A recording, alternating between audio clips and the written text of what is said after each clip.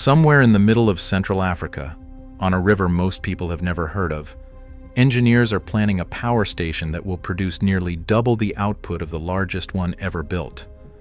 The Three Gorges Dam generates enough electricity to power a country the size of Australia around the clock. This project will do almost twice that from a single site in the Democratic Republic of Congo. But the country building it isn't the country that will use it. China is constructing the dam. Africa will depend on the electricity. And the West had the chance to lead this project first and walked away. This is how that happened. Picture the biggest thing you've ever built. Maybe it was a shelf. Maybe it was a backyard wall. Now scale that up by every order of magnitude you can imagine, and you still won't be close to the Three Gorges Dam. It sits on the Yangtze River in central China, 600 feet tall, stretching over a mile across, holding back so much water that when the reservoir filled, the sheer weight of it physically slowed the Earth's rotation by a measurable amount. Not a metaphor. The planet actually moved differently because of this structure. It generates 22,500 megawatts of electricity, enough to power a country the size of Australia continuously around the clock. It took nearly 2 decades to complete and cost over $60 billion. When it was finished, engineers around the world agreed on one thing: nothing would ever surpass it. They were wrong, because on the other side of the world, on a river that barely registers in the public imagination, engineers have designed a power station projected to produce 40,000 megawatts. That's not an incremental improvement. That's not a marginal upgrade. That is nearly double the output of the largest power station ever built from a single site. The site is called Grand Inga, and it sits on the Congo River in the Democratic Republic of Congo.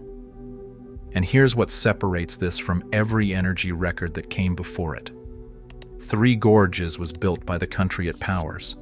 China designed it, financed it, and constructed it for its own people. Grand Inga is being built by a country thousands of kilometers away, for a continent that didn't have the capital, the technology, or the institutional muscle to build it alone. That changes the equation entirely. Three Gorges wasn't the ceiling. It turns out it was the blueprint. And understanding why Grand Inga exists at all means understanding a river almost nobody outside Central Africa has ever thought about, and a stretch of water so violent it does most of an engineer's job before anyone even arrives. The Congo River doesn't carry the cultural weight of the Nile. It doesn't appear in the same documentaries as the Amazon.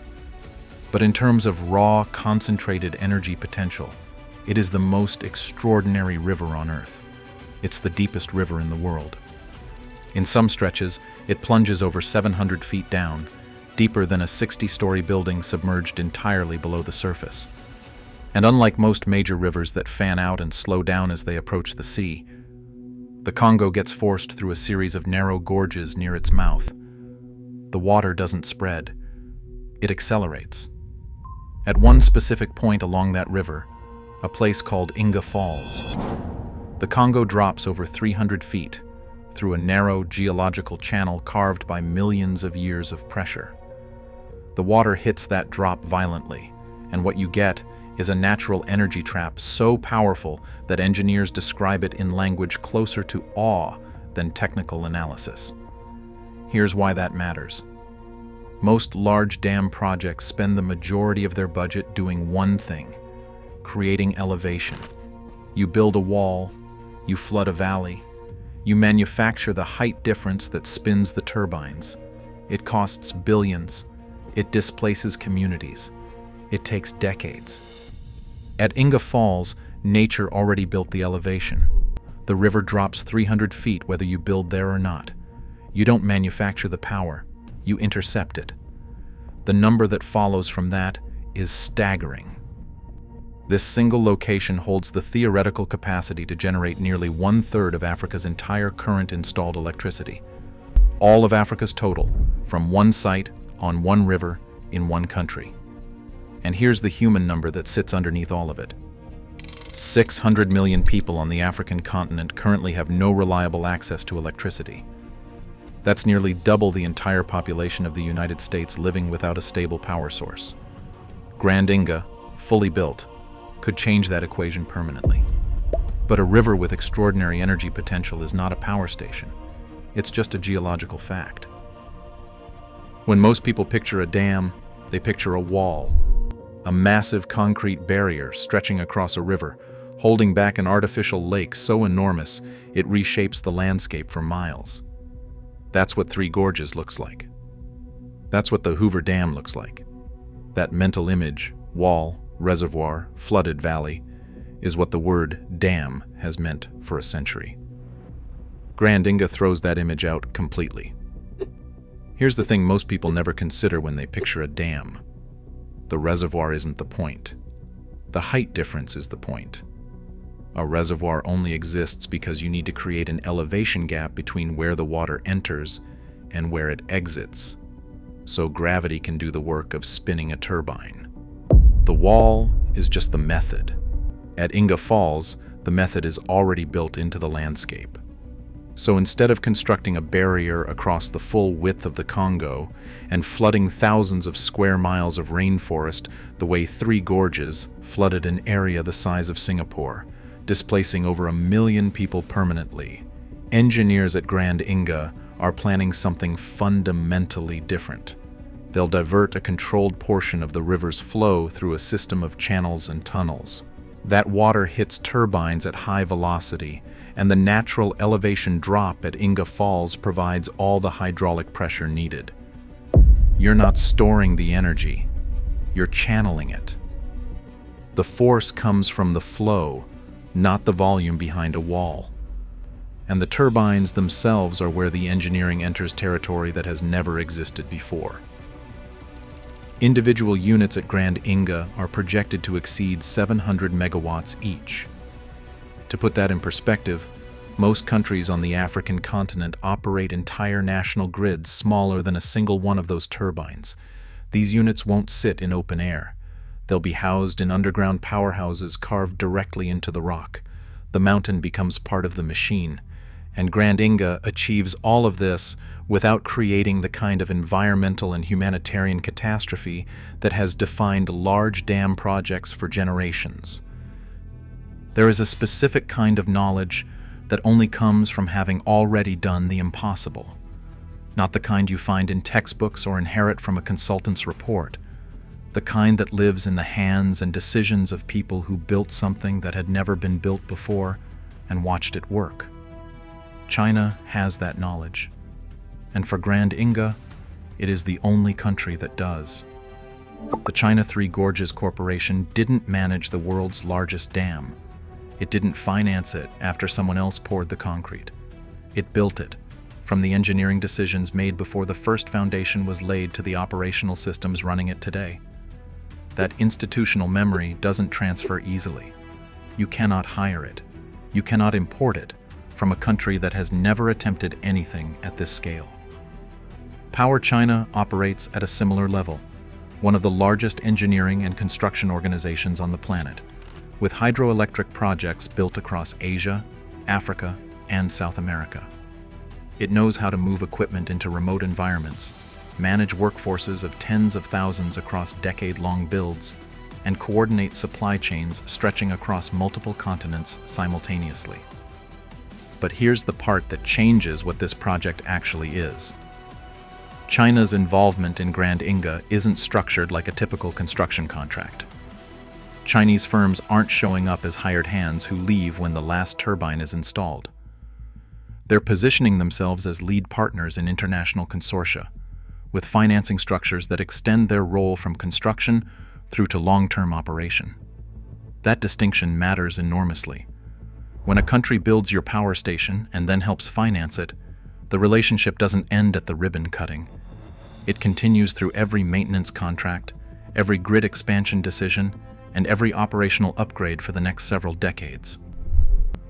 China isn't building a dam. China is building a permanent seat at the table of the Congo's energy future. And it already has one specific piece of technology that makes that seat almost impossible to challenge. Imagine filling the world's largest water tank, then realizing you have no pipes. That is roughly the situation Grand Inga creates the moment it begins generating power. 40,000 megawatts flowing out of turbines in the Democratic Republic of Congo, and on the other side of that equation, a continent where most national electricity grids carry less than 1,000 megawatts total. A single Grand Inga turbine unit would overwhelm the entire national grid of a typical African country. So the transmission challenge isn't a footnote to the Grand Inga story. It is half the story. Moving electricity across long distances isn't like moving water through a pipe.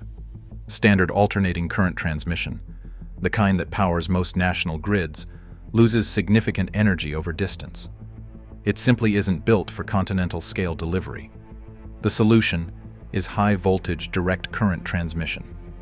HVDC lines carry electricity at extreme voltages across thousands of kilometers with dramatically lower losses than conventional systems. And China already operates HVDC corridors inside its own territory, stretching over 3,000 kilometers.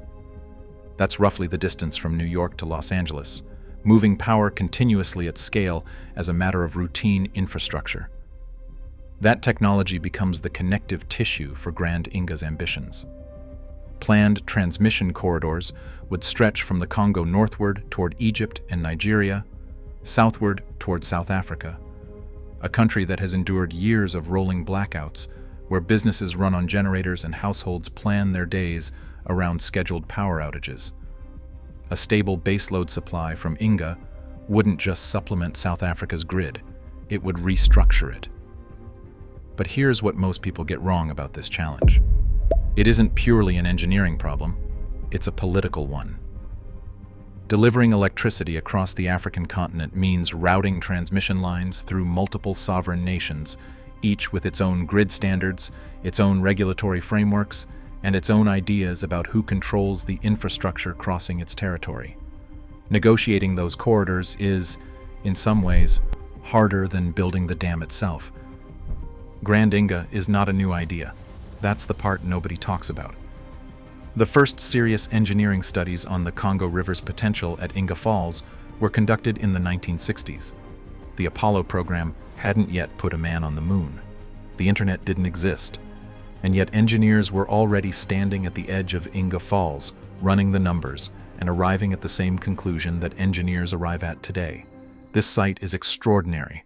The potential is almost without parallel, and someone should build something here. That was over 60 years ago, and Grand Inga still isn't built. What exists at Inga today are two smaller predecessors, Inga 1 and Inga 2, constructed in the 1970s and 80s with a combined capacity of around 1,775 megawatts. That sounds significant until you remember that Grand Inga is designed to produce 40,000. The existing dams aren't a foundation for what's coming. They're a rounding error, and both have spent significant portions of their operational lives running at a fraction of their designed capacity. Equipment failures, maintenance backlogs, funding shortfalls. The infrastructure that was supposed to prove Inga's potential has instead spent decades illustrating how difficult it is to sustain complex engineering in an environment defined by political instability and chronic underinvestment. The Democratic Republic of Congo sits on vast reserves of cobalt, coltan, copper, and diamonds, yet over 70% of its population has no access to reliable electricity. 70% of a country sitting on top of the most powerful undeveloped hydroelectric site in the world. The most significant blow came in 2016 when the World Bank, one of the project's key institutional backers, withdrew its support publicly, citing governance concerns and fears that electricity would be routed to industrial mining operations and export markets while the Congolese population remained in the dark.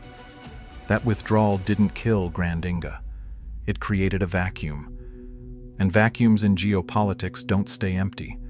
They get filled by whoever is willing to move when everyone else steps back. China stepped forward. When those turbines finally spin, what flows out isn't just electricity. It's leverage. Because electricity is the resource that makes every other resource valuable. You can have cobalt under the ground, copper in the mountains, diamonds in the soil.